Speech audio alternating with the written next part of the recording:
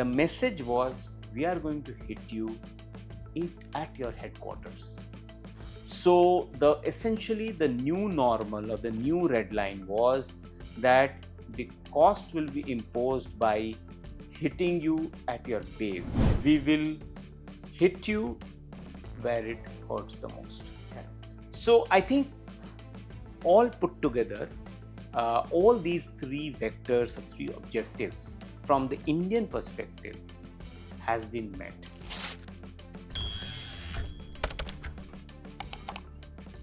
It's been less than a week to Operation Sindoor on the 7th of May, and now a ceasefire has been declared across land, sea, and air between India and Pakistan. With me today, I have Shubhajit Roy, the diplomatic editor of the Indian Express, to decode what does the ceasefire mean, how fragile has it been or will be, and so far, who called who and what exactly happened. Shubhajit, welcome and good evening. For starters, there has been a lot of speculation and a lot of distorted perspective as to how did the United States get involved, who called Marco Rubio, did Marco Rubio call India or Pakistan? So can you sort of lay down the final word on this as to what exactly happened? Thank you, Flora, for having me. So, as we understand from our sources, that after the Operation Sindoor, the Indian military action on 9 terror locations in Pakistan and inside in Pakistan occupied Kashmir took place, the Indian DGMO, he called up the Pakistani DGMO and informed him that, look, we have hit 9 of your locations, which are terrorist locations. We have not targeted any military installation. They are not our targets. And if you want to talk, we can talk. And that is where the conversation was conveyed. The message was conveyed immediately after 1:30 a.m. on 7th of May. That was right after Operation Sindoor was commenced. Correct. Yeah. So, and then there were India started getting calls from different, foreign ministers, foreign leaders to de-escalate. So different people called with different kind of messaging. Some people asked for de-escalation. Some countries expressed its solidarity to right to defend India in favor of India. So there were all kinds of calls. Now,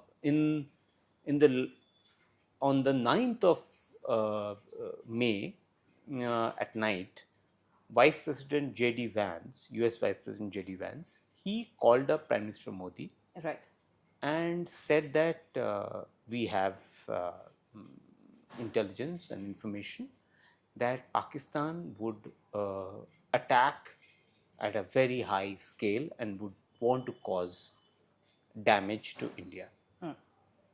Prime Minister Modi listened, heard him, and then he told him that, look, if Pakistan hits us, then our hit will be bigger, harder and deeper. right. This message was conveyed to J.D. Vance on 9th night. Okay. And Pakistan till then, in the previous 2-3 nights, it had targeted on an average of about 8 to 10 locations in India, which Indian air defense system had thwarted. Correct. But on the 10th morning, that 9th, 10th intervening night, Yeah. after this call between J.D. Vance and Prime Minister Modi, Pakistan targeted 26 locations in India, which was much more than before. Yeah. And it was almost double or more than twice. It was 8 to 10 in the previous nights per night. This time there were 26 locations. 26 of them. So almost 2.5 times jump in the targeting of the Indian locations happened. Indian side then responded as Prime Minister had told J.D. Vance, Right. bigger, deeper, and harder. In fact, one of the officials told me that just after Operation Sindoor started, and the Prime Minister had told the military leadership of India that if they fire, we fire at them. If they stop, we stop. Right. So his quote to the military leadership was, वहाँ से गोली चलेगी तो यहाँ से गोला चलेगा. That was the kind of retaliatory response that India was meted out after Pakistan targeted 26 locations. Correct. So India targeted about 8 or 9 military air bases in India, in Pakistan, which was much deeper, much harder, much bigger than Pakistan had expected, and they were done with a lot of precision and a lot of the cutting edge, high end missiles and targets and techniques were used. Technology was used to target these military targets, and then after this, India wreaked devastation on Pakistani targets. The Indians, the Pakistanis, according to the Indian officials, they reached out to the US, and we saw a public phone call between General Asim Munir, who's the Pakistan Army chief, and Marco Rubio, which was publicized on 10th morning, and where essentially the Pakistan army and Pakistan establishment said that they were ready to talk to India. Correct. And they told this to Marco Rubio, who is the US Secretary of State and National Security Advisor. Marco Rubio then called up External Affairs Minister S. Jaishankar on immediately afterwards, saying that Pakistan wants to talk. So Mr. Jaishankar, he told Rubio that look, this is what our Indian DGMO had told the Pakistani DGMO on day one. On the 7th of On May, the 7th 3 days ago. 3 days ago, Yeah. he had said this, that if you want to talk, we are ready to talk. Yeah. And so he said that if they want to talk, their DGMO have to call our DGMO. Okay. That is the established channel of communication. So we are not going to call them. Yeah. Offering this, they need to so call the us Pakistani DGMO office, they reached out to the Indian DGMO. Indian DGMO at that point of time was in a meeting. He couldn't take the call. He got out of the meeting, he called back, and then there was a call that was set up for 3:30 p.m. on Saturday on 10th of May. And the call lasted for 5-10 minutes, in which the Indian and Pakistani DGMOs agreed to stop firing and military action. And from 5 p.m. on Saturday on 10th of May, and it was announced by then just before that, President Trump posted on Truth Social. He sort of broke the news. He broke the news, and which was then followed by the Foreign Secretary of India, Vikram Misri, announcing it in a briefing to the international media. So I think that is the sequence of events that we know, that is, we have been told as of now. So that's the clear word on it. What happened on the 7th, what happened on the 10th, and now we have a ceasefire that was called over the weekend on Saturday at 5 p.m. across the land, sea, and air. Shubhajit, now that the ceasefire has been declared, the talks are yet to happen, the formal talks. The DGMOs are supposed to speak to each other today. But beyond that, when we talk about diplomacy, when we talk about geopolitics, now war doesn't see an end in terms of casualties. There are always losses on both sides. But what has India achieved when it comes to the diplomatic chessboard? So I'll tell you, there are three dimensions or three vectors on which India um, sort of framed its response, and there are three objectives. And so after Pahalgam terror attack, on 22nd April, in which 26 innocent people were killed, uh, the Indian side took the call that there has to be a higher cost to this, higher than Uri or Balakot. It has to be higher than that. But you cannot use the same playbook Yeah. to retain the surprise element. So essentially, the call was taken that there will be new methods, new techniques, and new way of imposing a higher cost. So, firstly, there were on 23rd April onwards, we saw a series of political diplomatic steps that were taken, right from cancellation of visas to downgrading the High Commission, stopping airspace, stopping the postal services, stopping ports for Pakistani ships, stopping trade, and the most important of all was the keeping the Indus Waters Treaty in abeyance. Correct. So the impact of that we'll see play out over a period of time. There is no short-term sort of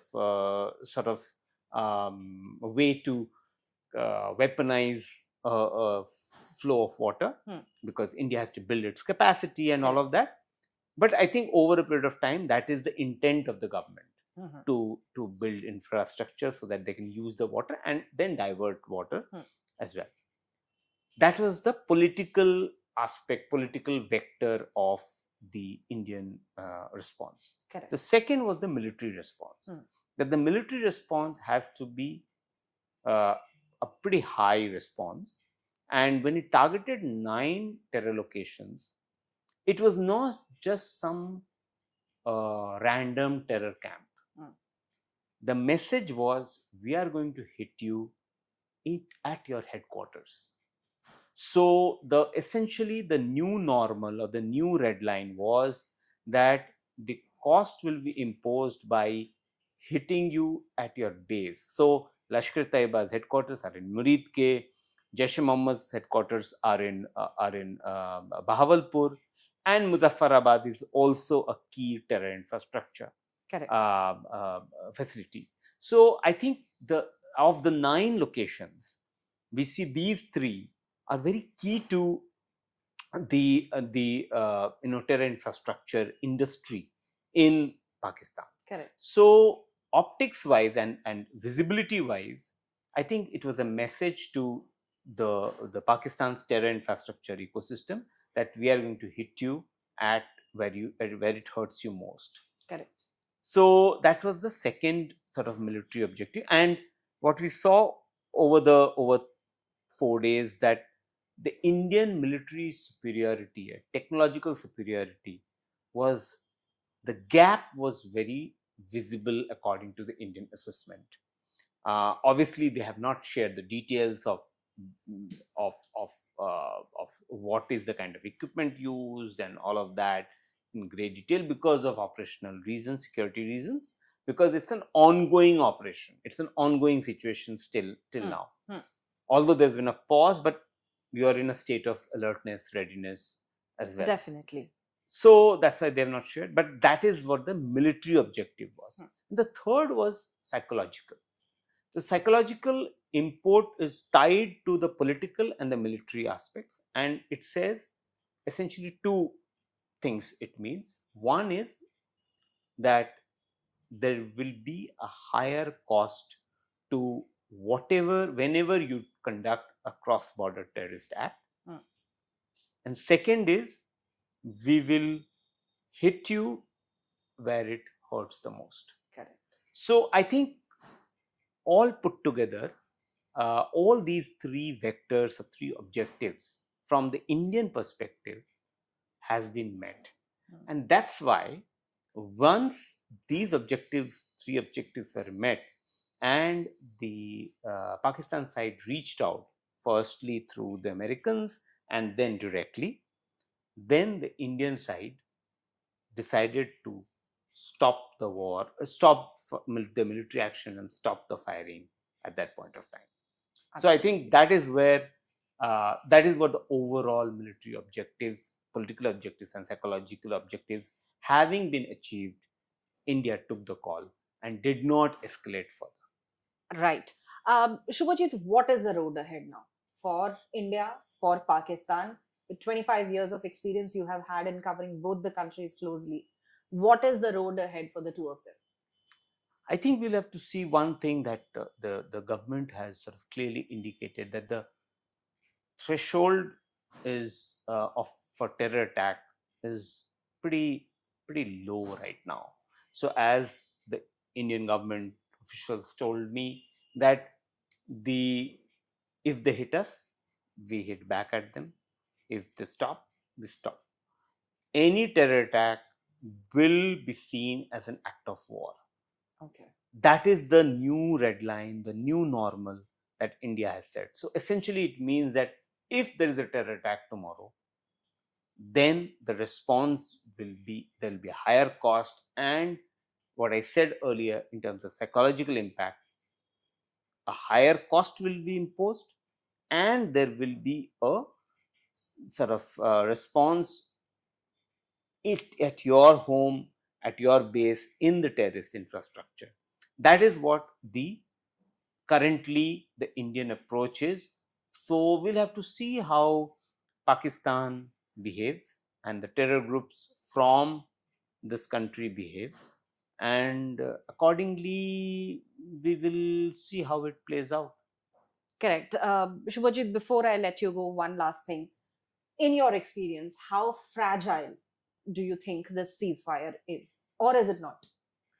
So we'll have to see how whether Pakistan sort of keeps its word and keeps its promise that has been agreed, the understanding that has been agreed to stop military action and firing. And once if as I said, the brief to the military leadership is sort of very clear. If they hit at us, we hit back. If they stop, we stop. So I think that's where it's quite fragile, but the ball is in Pakistan's court. Absolutely. That was the word of our expert, Shubhajit Roy, the diplomatic editor of the Indian Express, who says that the new normal is India is on alert, and if they attack, we attack. These are new times. The fragility of the ceasefire depends on Pakistan's next actions. Viewers of the Indian Express, you can read all of Shubhajit's coverage on Operation Sindoor and the ceasefire talks between India and Pakistan on the official website of the Indian Express. For more updates on the ceasefire talks, keep viewing the official YouTube channel of the Indian Express.